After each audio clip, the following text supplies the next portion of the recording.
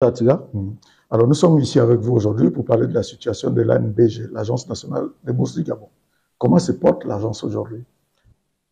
Je pourrais dire que nous sommes en fin d'exercice budgétaire donc, pour 2024. En même temps, nous sommes en fin d'exercice donc de commission de technique des bourses. Donc, c'est le moment de faire un bilan par rapport à tout ce qui a été fait.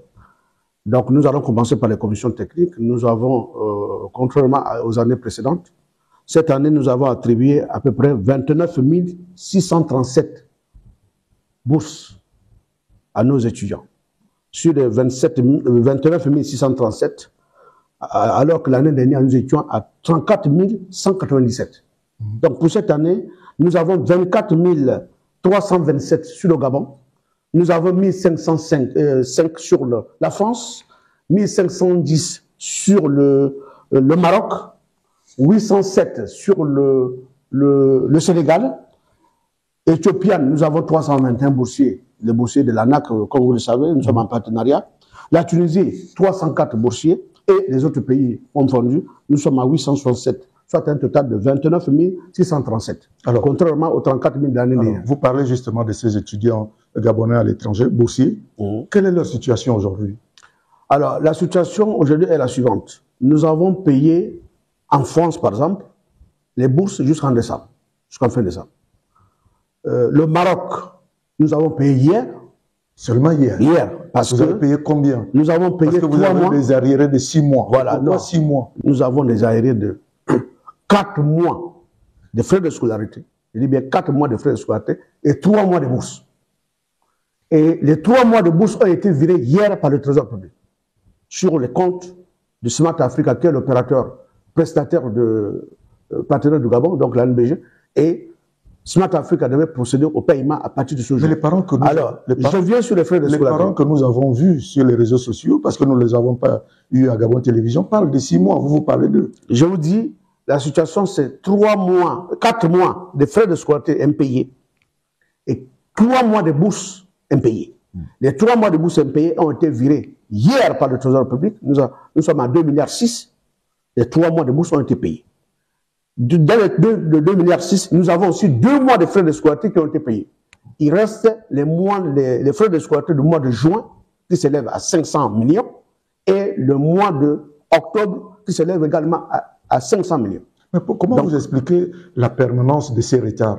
Comment vous pouvez l'expliquer? Alors, la permanence des retards est due essentiellement au fait que nous dépendons du Trésor public du pays. Nous dépendons de la caisse commune de l'État. Donc, lorsque nous n'avons donc pas une caisse à vous, non, on n'a pas de payer les bourses. On n'a pas de caisse à nous. L'ANBG fait ce qu'on appelle les ordres de paiement. Et vous les faites en retard à ce qu'il semble. Attendez, nous allons arriver à la question des retards. Donc, nous faisons les ordres de paiement et nous transférons donc, selon la chaîne financière de l'État, nous transférons donc les dossiers via le contrôle budgétaire pour notre agence comptable. Les dossiers arrivent à l'agence comptable. L'agence comptable fait les appels de fonds à la trésorerie centrale. Et la société fait les applicages en fonction des disponibilités et de la trésorerie générale du pays. Donc ça, ce n'est pas une question qui relève du DG, mais qui relève de la centrale. L'ensemble des administrations gabonaises. Voilà, c'est ça. Pourquoi pas la particularité pour vous? Alors, la particularité de l'ANBG sur les retards, nous avons 2 facteurs. Je vous ai dit tout à l'heure, il y a le facteur lié à la disponibilité donc, de la trésorerie, mais il y a aussi un autre facteur qui est important, c'est que nos étudiants parfois téléversent les documents en retard. Donc, nous, pour faire les ordres de paiement, il nous faut, avoir les dossiers complets. Monsieur Ndjambo, vous n'allez pas dire que sur 500 ou 200 étudiants, tous ont téléchargé leur dossier en retard. Ce n'est pas possible. J'ai dit qu'il y a une partie. J'ai dit il y a une partie. Il y a une partie qui reverse les dossiers en retard. Deuxième problème. Ils le font. Deuxième problème. Nous avons aussi l'envoi, les appels de fonds qui viennent en retard, notamment le cas du Maroc. Le cas du Maroc est un cas un peu particulier. Pourquoi? Parce que Smart Africa, qui est notre partenaire, nous a envoyé les appels de fonds sans les détails des factures. Sans les détails des factures. Donc, lorsque nous avons reçu ces appels de fonds qui n'étaient pas détaillés, nous avons demandé à Smart Africa de nous envoyer les détails. Ils sont arrivés à retard. Expliquez aux Gabonais, c'est qui Smart Africa? Qui se cache derrière? Smart Africa, c'est un organisme marocain qui a un contrat. Avec qui vous sous-traitez? Avec nous sous-traitons. Pourquoi vous ne le faites pas directement? Alors, ça c'est une très bonne question. nous avons, comme vous le savez, nous avons soumis ce dossier au gouvernement qui a nommé les collaborateurs, les compatriotes gabonais qui vont aller maintenant faire le travail.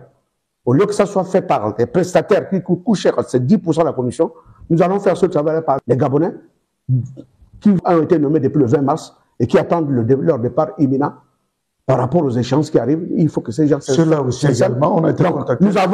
Nous avons ces gens qui vont faire un travail de recensement donc des factures, par exemple, recensement des écoles, regardez un peu la qualité des écoles également, regardez un peu la qualité des factures qui sont envoyées régulièrement et veillez aussi à la fréquentation de nos enfants dans ces écoles-là, si les enfants vont à l'école ou pas. Mais pourquoi vous ne le faites pas en amont, tout ça? Pourquoi vous le faites à chaque fois en cours d'année académique? Pourquoi? Ce travail, le travail de contrôle, vous savez que ça engrange beaucoup de missions. C'est pourquoi on a voulu faire en sorte que les Gabonais, les compatriotes soient sur place pour faire ce travail. Oui, mais ces Gabonais-là n'ont pas encore rejoint leur poste d'affectation. Nous sommes en train de prendre des dispositions. Nous étions sur... parce que le texte de l'ANBG, en son article 42, donc le 003, avait parlé de l'organisation et le fonctionnement ferait l'objet d'un texte particulier.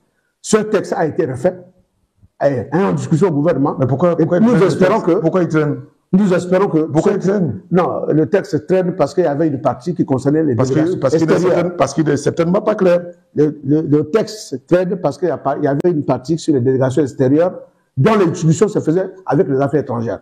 Nous avons fait une réunion dernièrement le 20 mars où nous avons élagué cette question. Nous avons dit, en pleine réunion tripartite, que le modèle de l'ANBG va se baser sur le modèle du Conseil gabonais des chargeurs. Donc cette question a été réglée.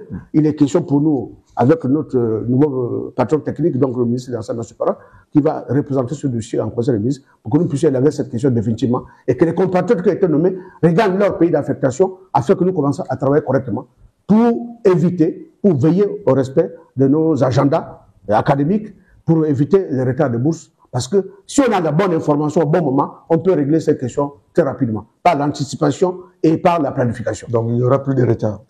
Je dis par là vous dites... L'ANBG, c'est... Vous avez avancé 2 mois, c'est cela? Non, 3 mois. 3 mois. 3 mois. Sur 4. Sur le cas du Maroc. Pour le cas du Maroc, pour les bourses, on a tout payé. Octobre, novembre, décembre. D'accord. On a avancé 2 mois d'aéré sur les frais de scolarité. Il en reste 2 mois. Il reste le mois de juin et le mois d'octobre. Les dossiers sont en traitement au Trésor public, donc à l'agence comptable. Dès que la liquidité sera disponible, nous allons le payer. Parlant de la liquidité, justement, cette année, l'État gabonais, donc le CTRI, via le gouvernement de transition, a fait un effort important. Nous avons eu une relance budgétaire de 19 milliards. Contrairement aux années antérieures où les gens, mes prédécesseurs demandaient 30 milliards. Cette année, nous avons obtenu 19 milliards. On vous donne 19 milliards un an après, c'est quand même un peu tard. Non, je dis que effectivement, nous avons manqué un peu de planification et d'anticipation. Il faut le reconnaître. Vous le reconnaissez alors? Je reconnais qu'il y a eu un problème de planification et d'anticipation sur certaines questions financières. Nous avons pu rattraper et l'État nous a versé donc en 2 tranches, 9 et 10 milliards pour payer tous ces c'est de l'argent frais? Non, c'est de l'argent frais. Ce sont les écritures comptables. Ce sont les écritures comptables. Qui nécessitent maintenant que la trésorerie soit mise en œuvre pour que nous puissions payer toutes les factures qui sont en instance à l'agence comptable. Notre trésorerie connaît une tension. Oui. Et si jamais il n'y a pas de fonds au trésor public, les élèves seront encore dans la rue? Mais vous savez très bien que pour ce qui est de l'ANBG particulièrement, nous sommes en train de réfléchir sur la mise en place de ce que j'appelle les fonds propres. Les fonds propres, c'est quoi? C'est d'abord l'engagement décennal. C'est-à-dire l'engagement décennal. Le Gabonais. L'engagement décennal. Les étudiants vont payer. C'est un document, c'est 10 000 francs, c'est payé au trésor public. Oui. C'est 10 000 francs. Les gens ont commencé à payer l'année dernière. Deuxième chose. Oui. Nous avons également un autre volet, c'est le certificat médical qui va être un certificat médical unique pour ce qui est de tous les examens nationaux, y compris l'attribution de bourse. Là aussi, c'est 5 000 francs, ça sera payé au trésor gabonais. Pour la quatrième chose, nous avons ce qu'on appelle le programme assurance qualité. Nous avons les écoles qui travaillent avec l'ANBG depuis longtemps, qui n'ont jamais versé un sou. Ces écoles-là vont désormais passer par d'autres programmes assurance qualité, pour ne pas parler des accréditations. Et en ce moment-là, il y a une redevance que ces écoles vont payer au trésor public via donc ce programme-là, une fois votre dossier validé avant la signature de la convention. Tout ça, ce sont les mécanismes qui viennent pour soulager Je dis bien pour soulager l'État, pour éviter que nous soyons toujours tributaires, donc dépendants de la trésorerie centrale qui, malheureusement, a des tensions que nous connaissons tous.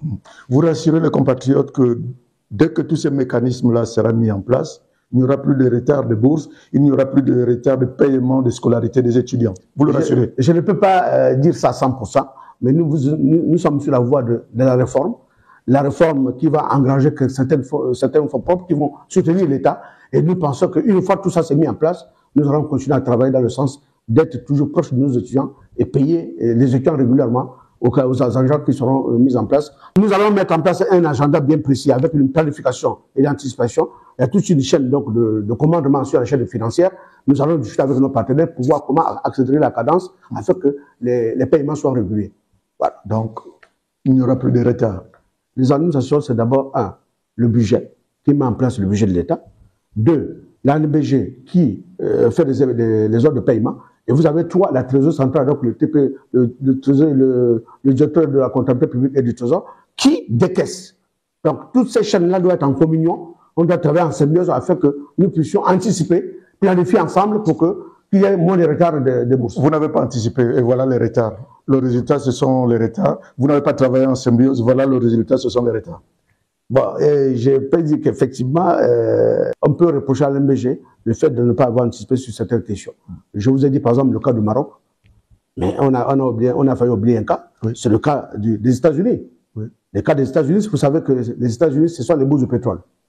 Donc les bourses de pétrole dépendent du programme PIH, donc du ministère du pétrole.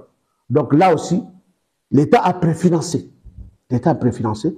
Donc ce programme-là doit reverser une certaine somme chaque année à l'ANBG afin que nous puissions payer les factures. Donc là aussi, le ministère du pétrole vient de nous écrire pour dire qu'ils vont mettre à notre disposition 900 millions dans un premier temps pour que nous puissions combler le trou, parce que le trou aussi est lié au fait que nous avons pris l'argent dans la caisse Covid des bourses pour anticiper sur un programme qui n'était pas le nôtre. Tout à fait. Donc là aussi, ce sont les questions qu'on va faire un remboursement et on va essayer d'accélérer la cadence sur les États-Unis pour qu'il y ait moins de retard là. Parce que dès qu'il y a un retard, on ne voit que l'ANBG, mais on ne sait pas que derrière, il y a eu un programme qui a été conclu qui permet de financer ces bourses-là. Voilà. Nous vous disons merci. Merci, M. Atiga, pour votre disponibilité. Nous sommes ensemble. C'est surtout la vôtre. Merci beaucoup. OK.